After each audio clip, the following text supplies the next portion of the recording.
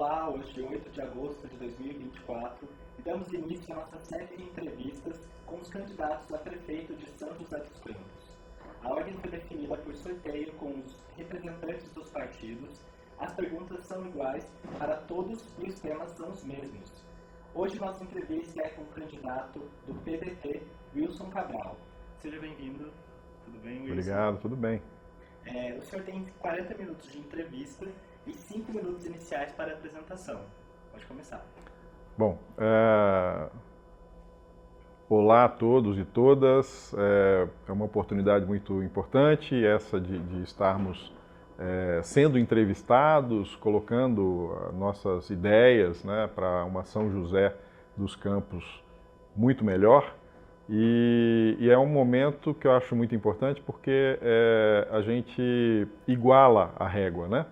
Então, eu sou representante de um partido que é pequeno na cidade, embora tenha uma expressão já há muito tempo no país, talvez o partido com maior coerência política ao longo de todos os tempos, que é o PDT, e, no entanto, a gente tem um recurso muito pequeno, né?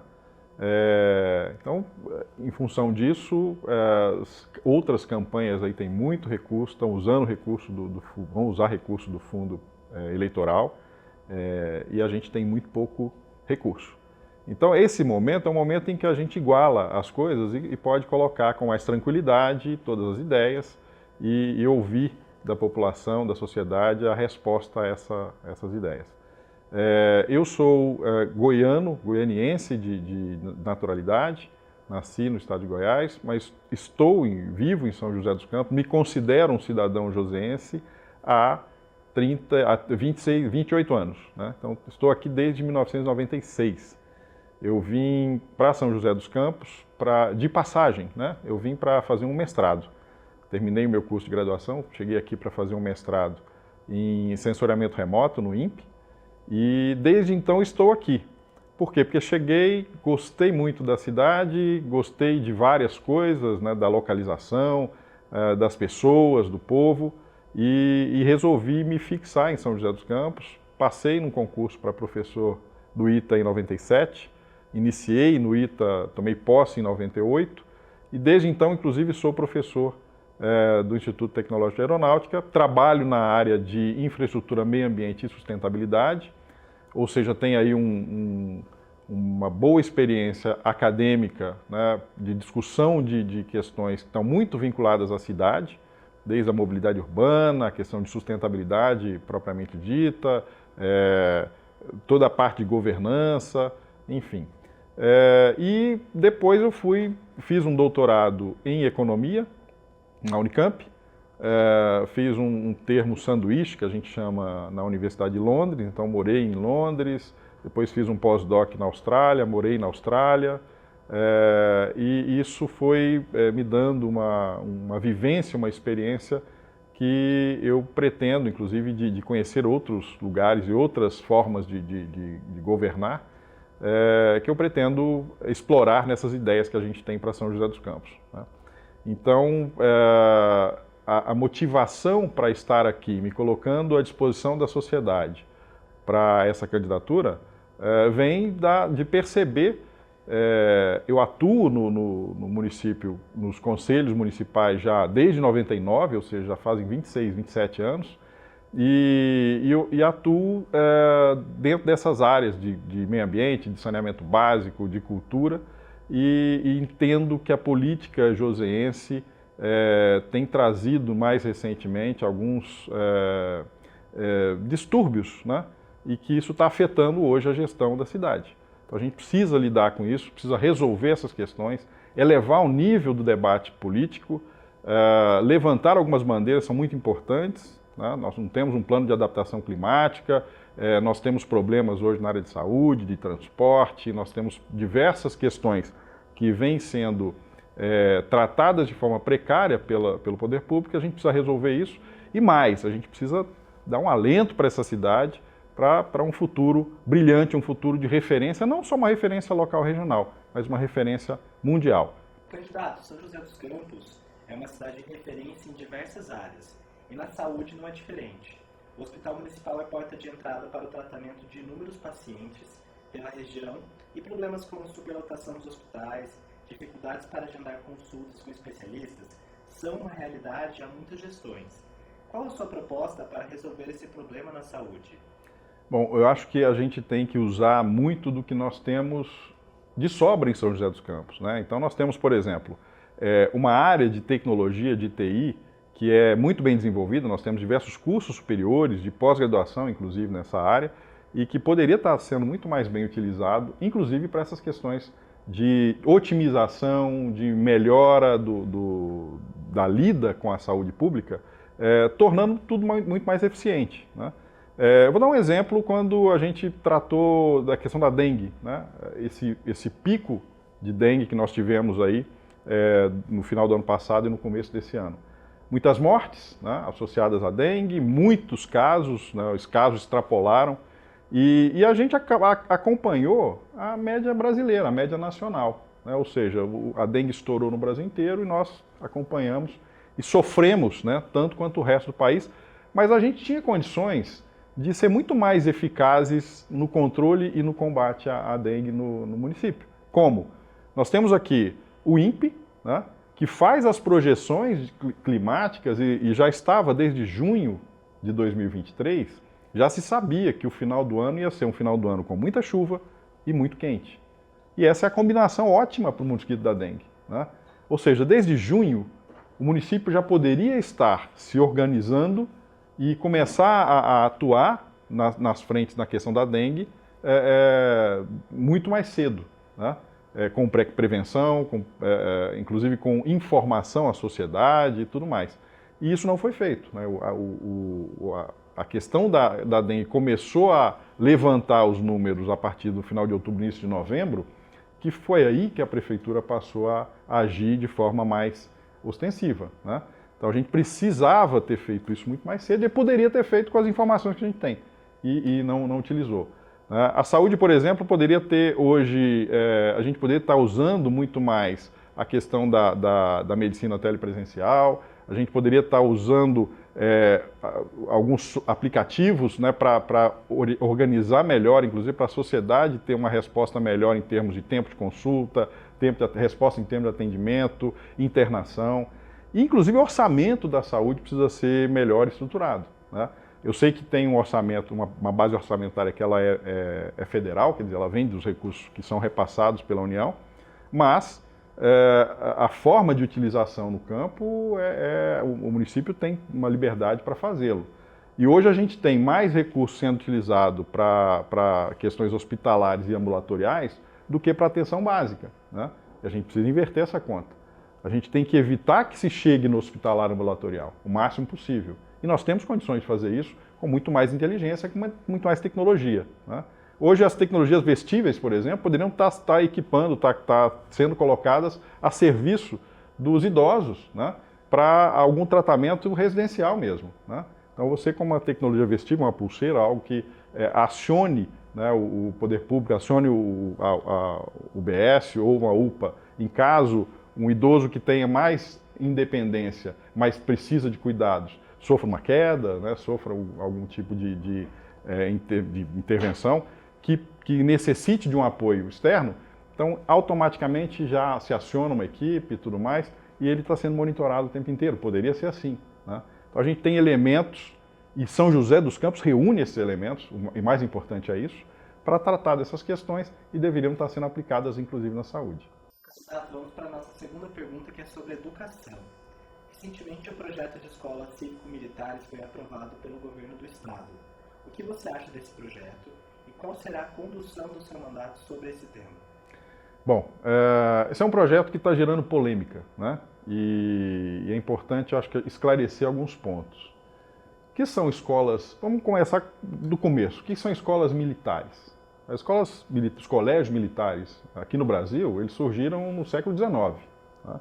E a intenção inicial, inclusive, era para atender a órfãos, especialmente meninos órfãos de pais que foram para a guerra, né?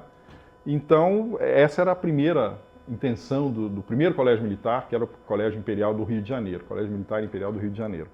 que depois virou o Colégio Militar do Rio de Janeiro. Pois, o que acontece? De lá para cá, os colégios militares foram ampliando no Brasil, mas para atender aos interesses das Forças Armadas, especialmente. Por exemplo, o Exército tem vários colégios militares no país. Tá? Eu conheço, inclusive, 3 deles. Vou dar um exemplo do Colégio Militar de Brasília. Né? Então, você tem um colégio militar em Brasília, que hoje abre vagas para toda a sociedade, inclusive. Né? Mas qual que é a intenção do Exército quando ele tem esses colégios militares? É formar, lá na base, mão de obra, vamos dizer assim, né, que pode ser utilizada depois num processo de escalonamento dentro das Forças Armadas, que ele sai do colégio militar, faz uma SPSEC, uma escola de preparatório de cadetes, depois faz uma outra, no caso da aeronáutica, uma AFA e assim por diante. Ou seja, é preparar lá na base, porque ele sentia que havia uma carência de formação básica dentro de um espírito militar para aqueles que vão subir na carreira lá em cima. Então ele tem esse colégio para fazer isso. E ele arca, é um colégio militar que segue os padrões que o MEC estabelece minimamente para todo mundo, mas ele é que arca com os custos disso. O Exército é que tem o custeio desse colégio. Por quê? Porque ele está investindo na própria força futura. Né? Então isso é interessante. Veja, nós temos hoje também colégios militares associados à Polícia Militar. Alguns estados que a Polícia Militar tem colégios militares. Também com a mesma propositiva, ou seja, eu atuo lá na base para a formação de crianças, adolescentes, que vão entrar dentro depois de um escopo, não todos, tá? Ou seja, não é para formar depois os que vão ser oficiais necessariamente, mas já tem ali uma semente que para eles fica mais interessante trabalhar esse público. Tá? Também são eles que custeiam isso. E aí você tem alguns colégios militares, alguns poucos. Por quê? Na sociedade, quantos militares você tem? Né? Mas você também na sociedade tem médico, engenheiro, professor, advogado, enfim, você tem uma miríade de profissões e que você precisa de uma base que é mais universal para essas outras profissões. O militar ele tem uma formação muito mais diferenciada, né, em termos de formação profissional. Então faz sentido ter colégios militares com esse propósito. Mas o importante aqui, nesse caso, é a Polícia Militar, ou o Exército, ou a Aeronáutica, ou a Marinha, ou seja, estes que deveriam custear, de acordo com a sua demanda, a oferta desse ensino, né, mais orientado para o militar. O restante vai formar cidadãos e vai formar pessoas e etc., dentro de um contexto civil. Né? Então, o que é agora a escola cívico-militar?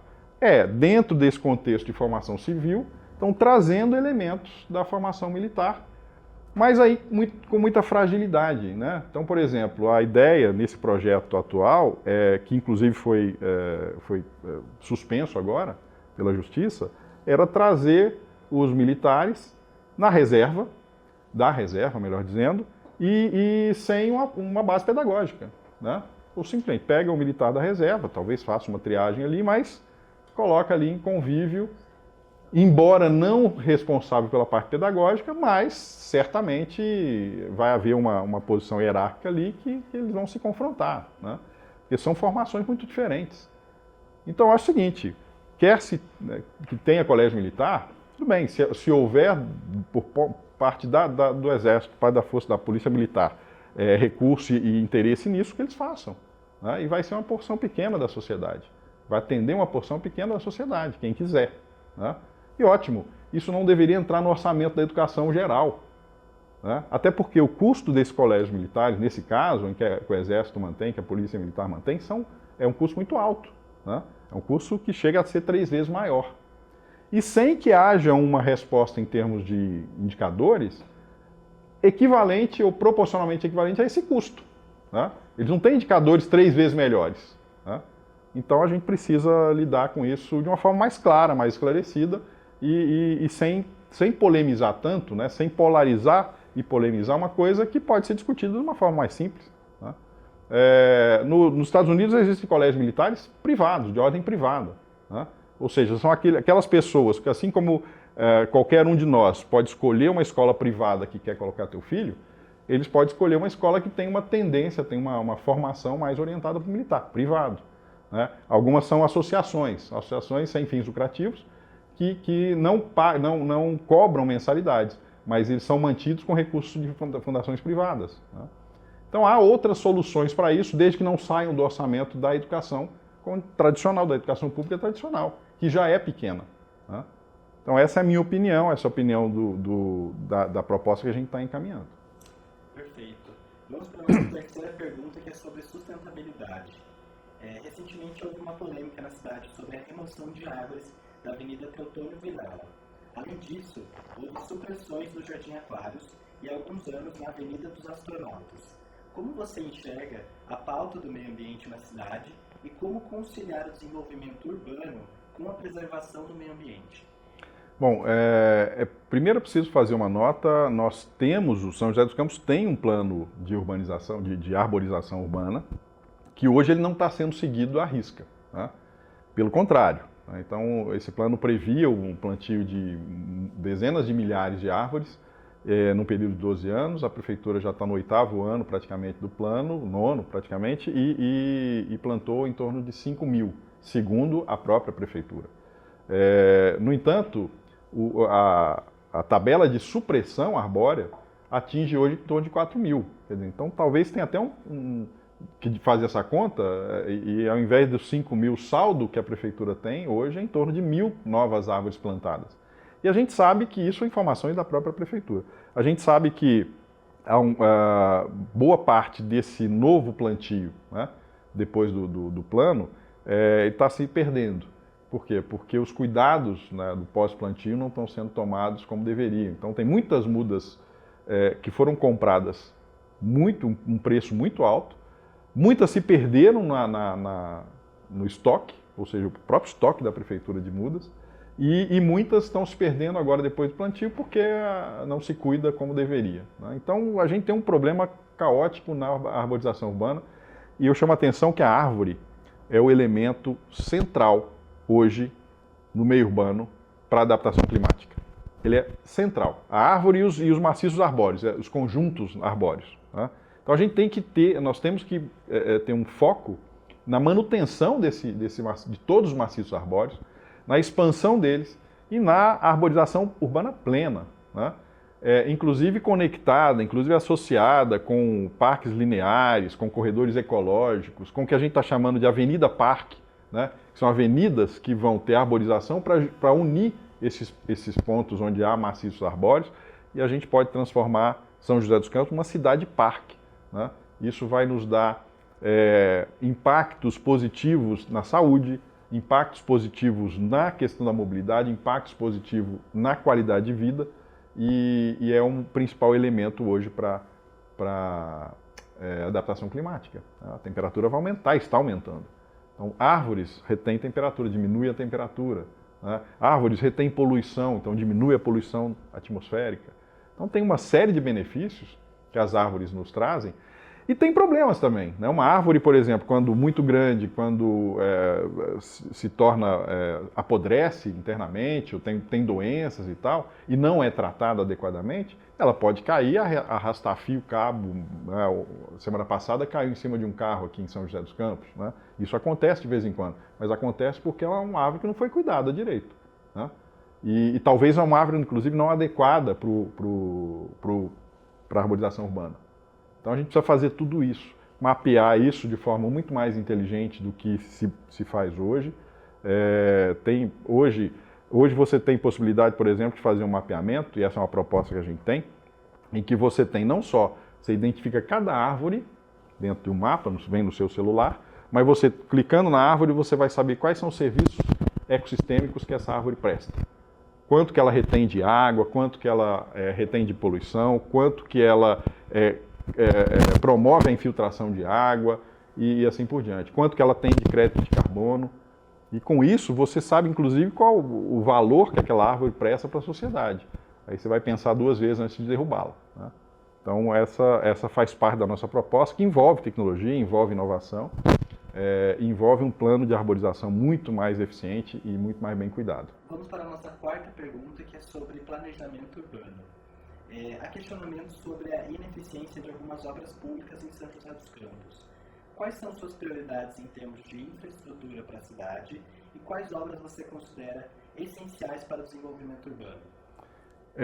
Essa questão de infraestrutura é muito importante por vários aspectos, mas quando a gente coloca obra de infraestrutura, obra de engenharia, como sendo o grande elemento da infraestrutura, a gente talvez deixe de olhar para outras coisas, né, talvez não estruturantes, ou medidas não estruturantes, que podem resolver o problema que uma obra de infraestrutura foi colocada para resolver. Né? Então, por exemplo, a gente tem um investimento bastante inadequado, a gente teve esse investimento bastante inadequado na chamada Ponte Estaiada. Né? Quase ao todo, depois de todas as alterações que foram solicitadas e tal, a gente chega a um orçamento de 83 milhões quase, né? Colocadas numa ponte que não atende ao propósito original. Tanto que a Justiça decretou que aquela ponte é uma obra ilegal. Né? Por que ilegal? Porque ela não atende ao princípio de economicidade que o investimento público tem que ter. Né? Não atende, ela não resolve o que se propõe resolver. Então, a primeira coisa é o seguinte, vamos analisar muito bem como resolver problemas e para alguns deles, se a gente precisa, de fato, de obras de infraestrutura. São José dos Campos não tem uma tratativa hoje para lidar como meta, para lidar com redução dos veículos na rua. Né? O que significa isso? Diminuir veículo na rua, é isso. Né? Como?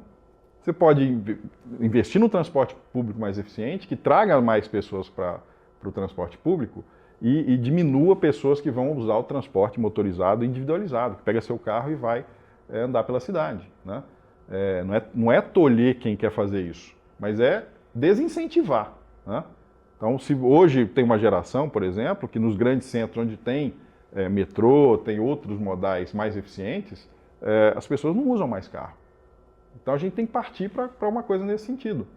E aí, investir no transporte público, e às vezes até no transporte público que tem um custo mais alto de implantação, mas que seja mais atrativo.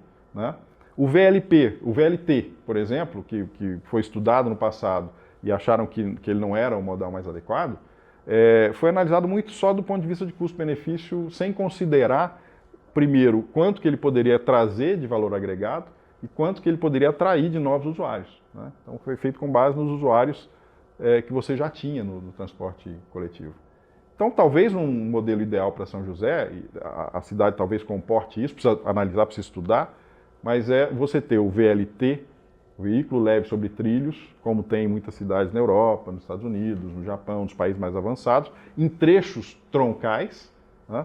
E o VLP, o veículo leve sobre pneus eletrificado, né? Que a gente já tem uma linha aqui, mas é uma linha que não está dentro dos eixos de utilização, ela é uma linha que anda muito vazia, né? Aliás, é um custo muito alto e é um resultado muito baixo. Então, precisa rever isso. Né? E aí você ter essas modalidades dentro de um sistema viário que comporte, inclusive, um novo mapeamento de linhas. Hoje, as linhas de transporte coletivo, dos ônibus, etc., elas são atrasadas. Hoje você poderia ter outras linhas que fizessem, por exemplo, linhas de contorno, para reduzir tempos de distância de deslocamento entre alguns bairros que estão mais distantes uns dos outros. Então a gente tem, por exemplo, vamos dar um exemplo aqui, você tem gente que trabalha no Urbanova, né? Tem lá um eixo de crescimento da cidade, nos condomínios horizontais, tem gente que trabalha lá e que mora, por exemplo, na Zona Leste, ou que mora na Zona Oeste. Né? Ela tem que fazer um deslocamento para o centro e fazer um deslocamento para o início da Zona Oeste, fazer talvez outro deslocamento para Urbanova, ou talvez um deslocamento interno lá no Urbanova. Então, às vezes, dá 2 horas de ônibus. Isso é um absurdo. Se a gente remapear essas linhas e inserir novas linhas, a gente consegue resolver essas questões e reduzir o tempo de deslocamento, que é talvez um principal elemento negativo do transporte público em São José dos Campos. E fazendo isso a partir de novos modais também, lógico, tem que estudar e analisar melhor isso, mas a proposta de ter um VLT de mais alta velocidade, de mais fluidez, ligando, por exemplo, áreas como a Zona Leste ao centro, talvez um eixo, a gente pode pensar até num eixo Dutra, que agora vai ter praticamente todo ele em marginais. Né? Então é possível pensar em outras coisas, projetando a cidade, inclusive, para um futuro mais brilhante. Né? Então, essa é a ideia com relação a transporte público. Né? melhorar muito os tempos de deslocamento, diminuir a lotação nos períodos de pico com inteligência artificial. Isso é possível hoje e não é utilizado por talvez uma falta até de ousadia, de criatividade. E a gente consegue melhorar, inclusive, muito do que tem hoje só com otimização, com inteligência e assim por diante. Né? E aí, algumas dessas obras podem não fazer mais sentido. Né? Então, é importante que a gente analise o contexto maior ao invés de simplesmente sair fazendo obra. E outra, fazer obra com poder discricionário só pela prefeitura pode ser jogar dinheiro fora. Né? Já se anunciou, por exemplo, uma nova segunda saída na ponte de saída do escoamento do Urbanova. E já se deu um traçado. Mas é um traçado que não é o ótimo, talvez. Não foi discutido no Conselho de Mobilidade, não foi discutido no Conselho de Meio Ambiente, não foi discutido com a sociedade. Simplesmente veio da cabeça de alguém, falou, vai ser o traçado, vai ser esse aqui. Né? E isso não pode acontecer, a gente tem que analisar muito esse contexto para evitar danos ambientais, danos sociais, né? E ser uma obra muito mais eficiente. Então, é preciso repensar esse modelo também. Nas últimas semanas, diversas notícias tiveram destaque ao falarem sobre as ondas de assaltos na região central de São José dos Campos, em especial no São Dimas, Vila Diana e Vila Ema. Os comerciantes reclamaram dos furtos, lojas vandalizadas e carros roubados. Qual o seu diagnóstico sobre esse problema e qual a sua solução? Bom, a questão de segurança, ela precisa ser tratada num contexto maior. Então, quando se fala hoje em segurança pública, o governo do estado, por exemplo, a própria prefeitura, falam muito em redução de homicídios. E comemoram números. Reduziu os homicídios, então é sinal que a segurança que a gente está colocando está sendo efetiva. Só que segurança é muito maior do que homicídio só. Né? Então, o que está acontecendo, por exemplo, é um aumento de furtos e roubos. Está havendo um aumento muito grande da violência contra a mulher, né? Uma violência de gênero. Isso precisa ser cuidado. E isso não está nos números, quer dizer, está nos números, mas não está na análise do poder público. A gente precisa inserir esses números e pensar, não, segurança é preciso diminuir o homicídio, e é bom que se diminua? Ótimo, é isso mesmo, tem que ser feito. Mas tem uma série de outros números que precisa de outras ações para trabalhar, e a gente tem também que mapear isso. A gente está fazendo um trabalho, né, organizando o plano de governo, e um trabalho de mapeamento dessas ocorrências todas. Que, aliás, é uma coisa interessante que foi feita pelo governo do estado, uma disponibilização de números. Né? Eu espero que esses números sejam fiéis, mas dos números da criminalidade, de todo o rol de violência. Né? E nesse mapeamento a gente percebe que a cidade tem lugares bem tranquilos, ótimos em termos de segurança, e tem lugares muito precários. E isso não está sendo tratado dessa forma. Quer dizer, a gente precisa ter o olhar, mapear todas essas ocorrências e ter o olhar sobre onde que a gente pode melhorar. Às vezes tem uma taxa média de homicídios caindo, mas em alguns lugares ele está aumentando. Né? Então a gente precisa olhar para esses lugares também com um olhar diferenciado, com ações diferenciadas para que essas taxas de homicídio, de furtos, de roubos e violência à mulher, etc., caiam todas. Só lembrando que a taxa de homicídios aqui em São José dos Campos caiu na mesma proporção do estado de São Paulo e quase na mesma proporção do país. Então não foi por uma ação específica necessariamente de São José dos Campos que ela está caindo desse jeito. Né? A cultura de São José dos Campos está principalmente centrada em locais como Vicente Aranha, Cine Benedito Alves e Teatro Municipal. Como descentralizar a cultura e fornecer opções de entretenimento às comunidades mais afastadas do centro? Bom, o orçamento da cultura, ele tem sido muito baixo. Então, a primeira coisa que a gente tem que rever na questão da cultura é o orçamento da cultura. E talvez até associar diversos desses elementos que a gente chama de cultura e trazê-los para outras pastas. A educação, por exemplo, caminha de braços dados com a cultura. É importante isso. Então, eventualmente, eu posso ter, se otimizar o recurso da educação, eu posso ter elementos de recursos da educação aplicados em questões culturais. E, por exemplo, usar as escolas para fazer essa descentralização. Né? As escolas abertas em todo o período, no fim de semana, né? E atividades noturnas, inclusive, até mesmo para evitar para criar novas possibilidades para crianças, para jovens, que desviem a atenção deles para outras formas ruins de aglomeração, dos fluxos e outras coisas. Então, até a cultura e a educação podem dar uma solução para os fluxos, né? Desde que a gente saiba trabalhar isso, inclusive junto com a comunidade. Então, cultura é uma coisa importantíssima. A gente, inclusive, tem uma proposta de o parque da cidade, ao invés de ser passar por uma privatização completa, a gente ter, por exemplo, uma área dos galpões da tecelagem voltada para criar um grande centro cultural com, por exemplo, vou lançar aqui um tema, Sanja Wood, né? Ou seja, um lugar que você possa ter estúdios de cinema e toda essa cena cultural possa se beneficiar e um lugar público acessível e que a gente possa levar essas oficinas também para toda a cidade, a partir das escolas, a partir dos centros de convivência que já existem, né? Então a gente pode usar dessa infraestrutura para fazer isso. Descentralizar é importante, mas é importante que se aumente a verba da cultura. Sobre servidores públicos, candidato, nessa última semana a Prefeitura enviou para a Câmara um projeto de lei sobre o gatilho dos servidores.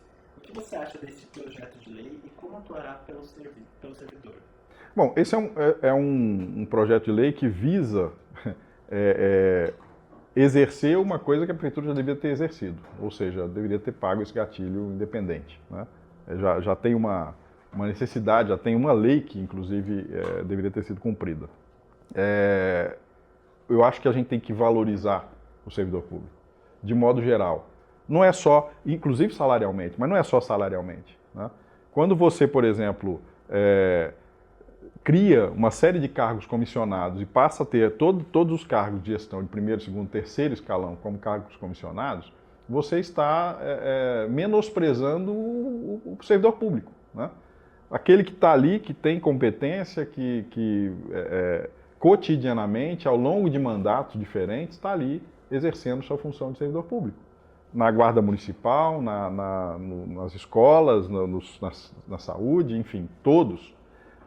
Então, uma primeira coisa é justamente essa a valorização a partir de uma série de medidas que envolvam valorização até na gestão, né? E aí você começa a mudar a forma de ver o funcionário público e mostrar para a sociedade, inclusive, que o funcionário público exerce uma função de extrema relevância, né? E aí a gente parte depois para a questão de revisão salarial e de plano de carreira, que eu acho que é importantíssimo isso, né? Conversar com os servidores, conversar com os sindicatos, inclusive, por que não, para analisar e propor planos de carreira mais adequados para cada categoria e assim dentro de um contexto maior que é o contexto municipal. Certo. Sobre transporte, a licitação dos ônibus elétricos em São José dos Campos não consegue ser concluída e já deu destaque na imprensa por suas diversas tentativas. Candidato, qual a sua proposta para resolver este impasse e para o transporte público da cidade? Bom, é curioso que o governante tem dito que o transporte, o ônibus que tem atualmente na rede de transporte não é adequado para pessoas, né? É curioso que ele tenha acordado para isso agora no último ano. Ele está aí no governo há muito mais tempo, aliás, esteve em vários outros. Isso é uma coisa importantíssima. O fato de estar se fazendo na quinta vez uma tentativa de licitação de ônibus elétricos mostra o despreparo da administração para lidar com a questão, né? Então, a gente precisa, primeiro, quais são os problemas do transporte público? A gente precisa, de fato, nesse momento, o problema principal é o ônibus elétrico, é a eletrificação, ou é realmente mudar, diminuir os tempos e melhorar a qualidade do serviço, que hoje já existe, né? Remapear linhas, e a gente já comentou sobre isso. Então tem uma série de coisas a fazer que talvez sejam muito mais urgentes do que você fazer licitação para ônibus elétrico da forma como você está fazendo, né? E aí a gente pode fazer a eletrificação por partes e começar a colocar essa eletrificação aos poucos, a partir de linhas, né, prioritárias e assim por diante. Então tem muita coisa no transporte que a gente pode pensar e resolver de imediato sem mexer necessariamente nessa questão de ônibus elétricos. E a licitação, sim, tem que fazer, e tem que fazer urgentemente, já era para ter sido feita há muito tempo, né? Uma nova licitação, para adequar, inclusive, essa questão do remapeamento, de linhas e tudo mais. Perfeito. Nossa pergunta número 9, sobre inclusão, né? A inclusão em São José dos Campos passa por alguns percalços na atualidade. Dentre os problemas, transporte adaptado com dificuldades, transferência do CAPS para um local afastado do centro e famílias de pessoas com TEA sendo desassistidas. Qual a sua proposta para a inclusão e garantia dos direitos dessas pessoas? Bom, só para deixar claro, né, o que é o CAPS, né, que é o Centro de Atenção Psicossocial, né, para doenças mentais, enfim, saúde mental, você tem hoje poucas unidades e elas não estão necessariamente distribuídas de uma forma adequada para atender a população de São José dos Campos. Então você tem hoje núcleos muito mais adensados, que tem com maior distância a esses CAPs. O CAPS infantil é basicamente um, né? Então você tem aí diversas demandas na cidade inteira e de fato você precisa de mais distribuição desses centros para atender adequadamente a toda a sociedade. E eu falo isso até porque é o seguinte, a gente tem um aumento do diagnóstico do transtorno do espectro autista, né? E há uma tendência, inclusive, que a gente aumente ainda mais. Qual que é a projeção que se faz para o futuro, né? Então a gente tem que pensar nisso aí. Não é só atender reativamente ao que a gente já tem de demanda. A gente tem que projetar essa demanda no futuro e ser assertivo e se antecipar essa demanda. E isso não está sendo feito.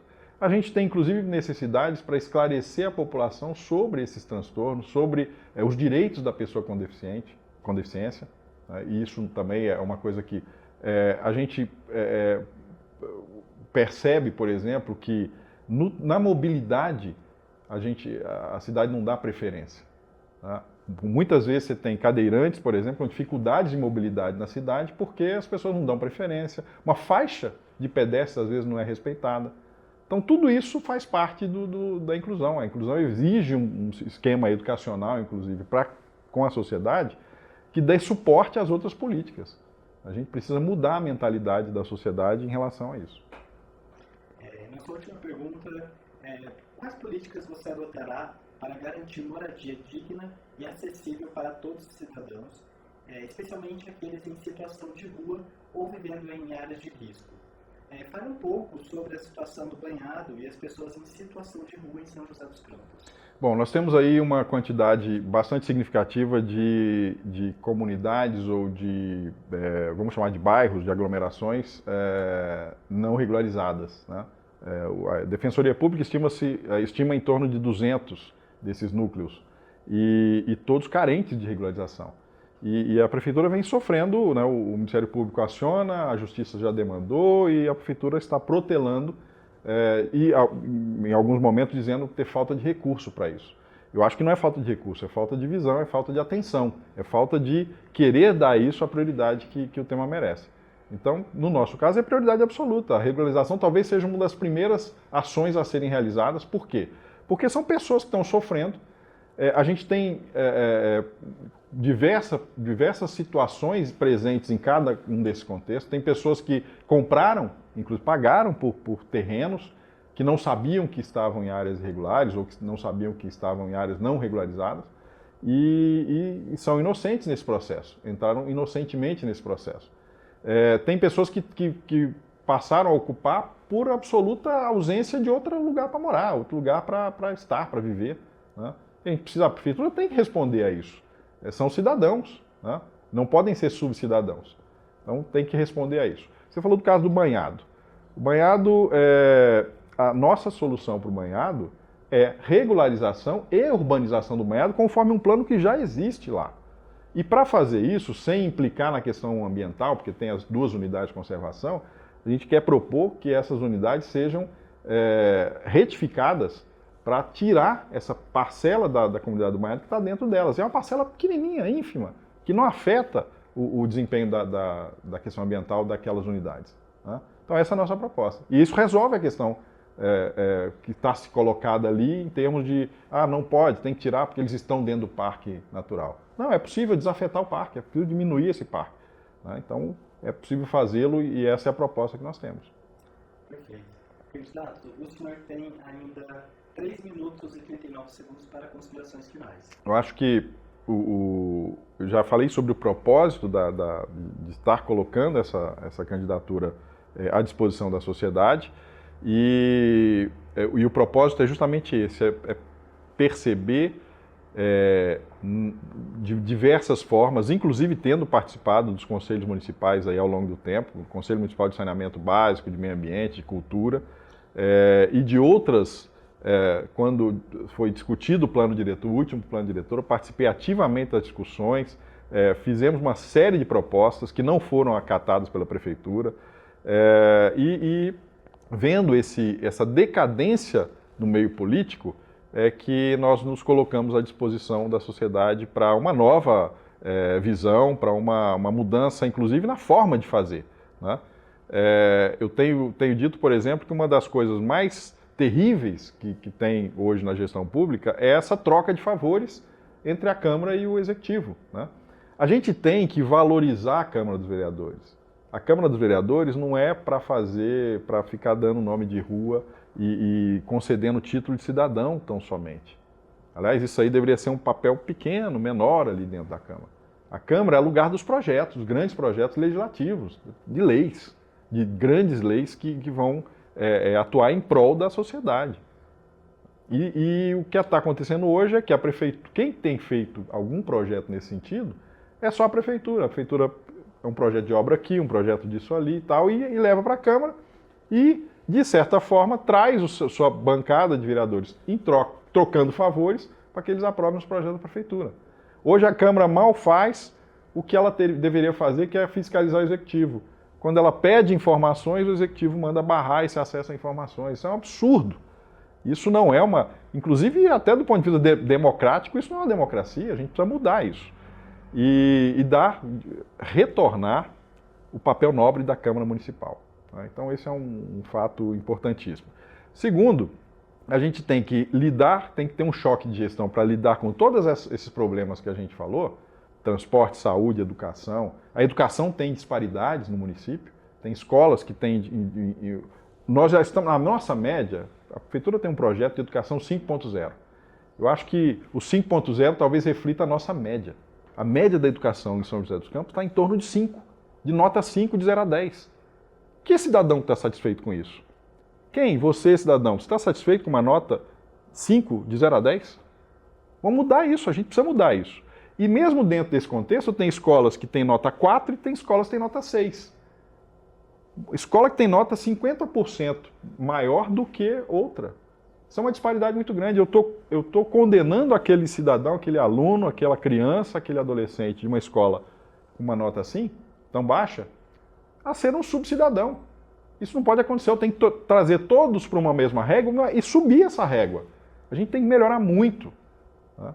Então, a cidade precisa de um choque de gestão, por um lado, e precisa de uma visão de futuro para transformar na cidade brilhante que São José tem em termos de potencial, em termos de recursos humanos, de instituições. E a gente vai explorar isso e eu tenho certeza que essa mensagem vai chegar e a gente vai conseguir fazer essa transformação. Chegamos ao fim da nossa entrevista de hoje. Muito obrigado, Wilson, pela sua presença aqui. O candidato sorteado para a entrevista de amanhã é o candidato do PT, Wagner Barreiro. Continue acompanhando as nossas redes sociais e até a próxima entrevista.